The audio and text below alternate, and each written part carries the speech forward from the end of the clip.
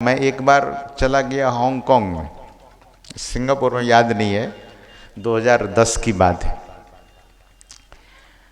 महाधिवेशन हरिद्वार में रखा गया था। मेरे साथ स्वामी मुक्तानंद भी था और मैं तो था ही।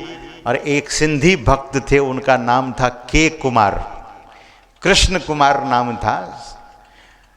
सिंधी थे वे, लेकिन के कुमार के नाम से वे जाने जाते थे। 25वें मंजिल पर हम गए, वही ले गए।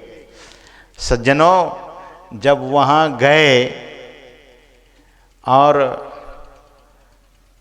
ऑफिस में वो सेठ बैठे हुए थे और हमारा आसन बिछाया गया। सेठ उठकर हाथ जोड़ा, महाराज पधारो पधारो। बैठे और के कुमार जी भी बैठे मेरे साथ। और के कुमार सिंधी भाषा में उस सज्जन को समझाया और समझाकर कहा कि महाराज रसीद निकालो। रसीद निकाल करके उनसे पूछा गया कितना आपके लिए रसीद काट दें। तो सेठ सुना और सुनने के बाद मुझसे कहते हैं कि कमाकर यहाँ रखे जो रसीद काटने आ गए। सज्जनों, काटो तो खून नहीं, ये तो स्थिति हो गई, ऐसी स्थिति हो गई। और एक नहीं 10-20 बात ऊपर से सुना दिया और फिर हाथ जोड़े, बोले माफ़ कीजिए महाराज, मैं आपको कुछ दे नहीं सकता, गेट खुला है, चले जाइए। लौट गए, आंखों से आंसू जरूर गिरा। जीवन में पहली बार ऐसी ठोकर लगी थी, किसी ने ऐसा नहीं कहा था, तो बहुत वेदना हुई भीतर में, बहुत पीड़ा हो गई। लेकिन के कुमार जी ने कहा कि एक सेठ और है महाराज, एक बार वहां भी चला जाए।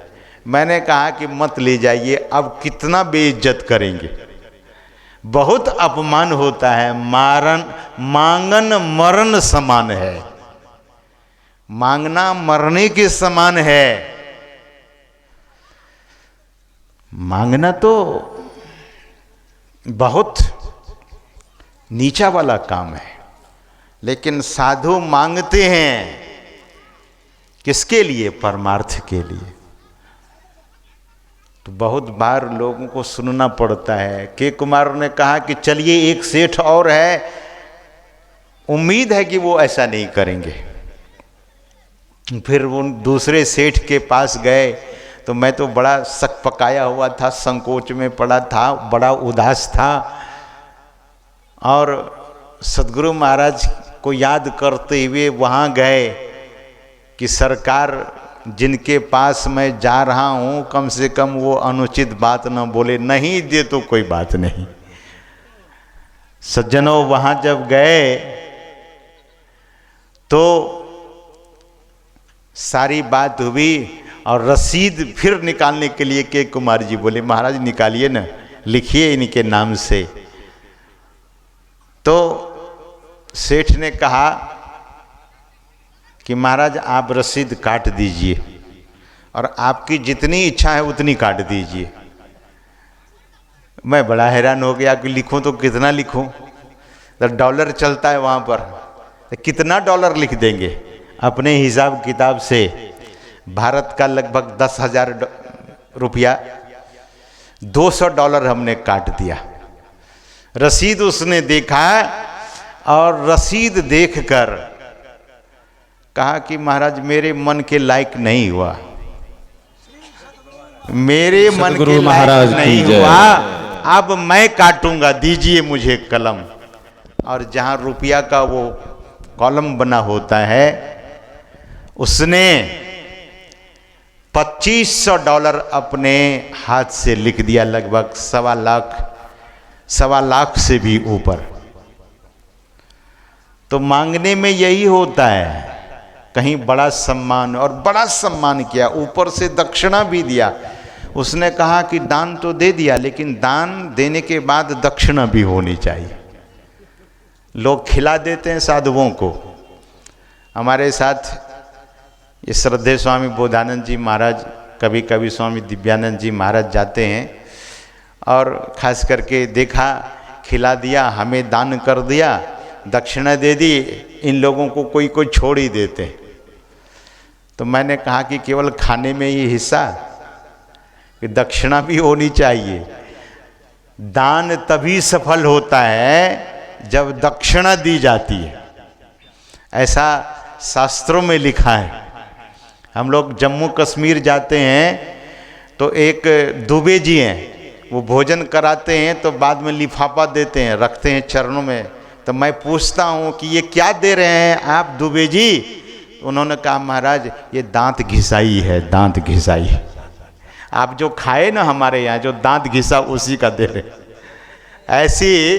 ऐसा भाव उठ सज्जन के भीतर।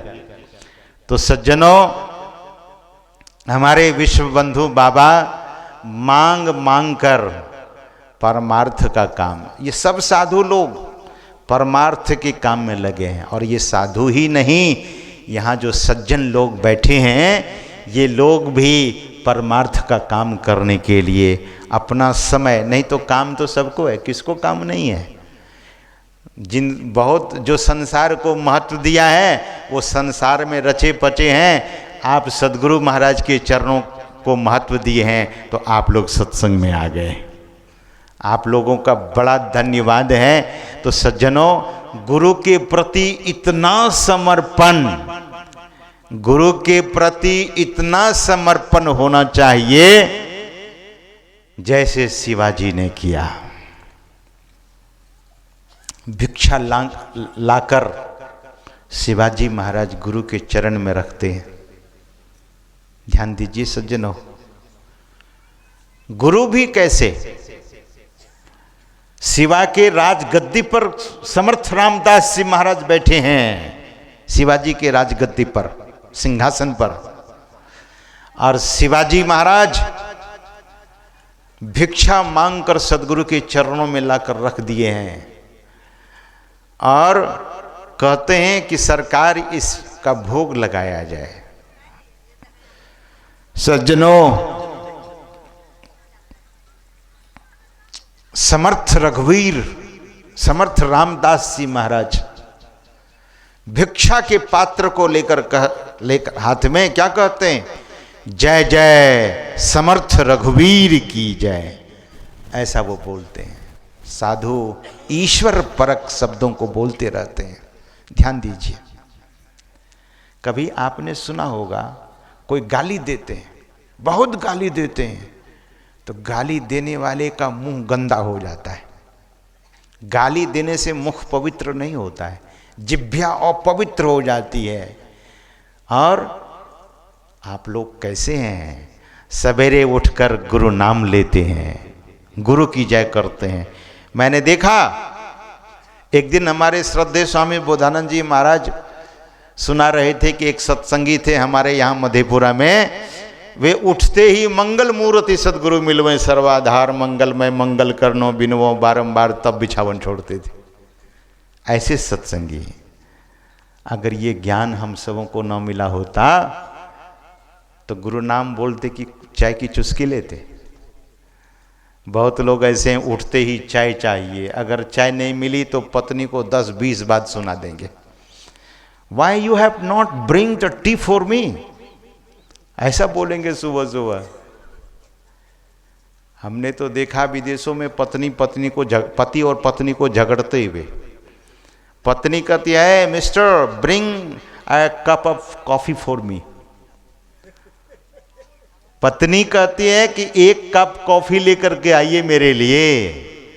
लेकिन भारत की नारी कैसी होती है? भारत की नारी कैसी है? सवेरे उठती है तो परम पिता को याद करती है। भारत के सज्जन कैसे हैं? सवेरे उठते हैं तो संत सदगुरु को याद करते हैं।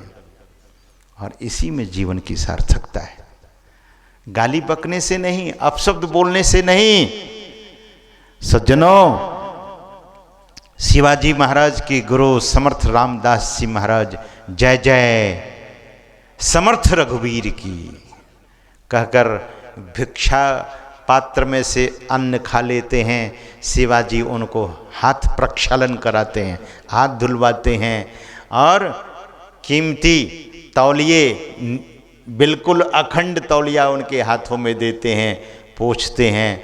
और शिवाजी महाराज के सद्गुरु समर्थ रामदास जी महाराज कागज का टुकड़ा लेकर अब फिर शिवाजी के हाथ में रख देते हैं और चलने लगते हैं। शिवाजी मूर्ति की तरह हाथ जोड़े खड़े होकर फिर धीरे धीरे आगे बढ़ते हैं और कहते हैं हुजूर ये राजपाट तो आपका है, अब मेरा कैसा? बोले समर्थ रामदास जी महाराज बोले कि शिवाजी तूने मुझे समर्पित कर दिया, राजपाट तो मेरा, लेकिन इस राजपाट को चलाएगा तुमको पुनः वापस कर दिया, इसको बढ़िया से चलाते रहो। श्री सद्गुरु महाराज की जय। गुरु को दिया और गुरु ने पुनः वापस कर दिया। सज्जनों ऐसे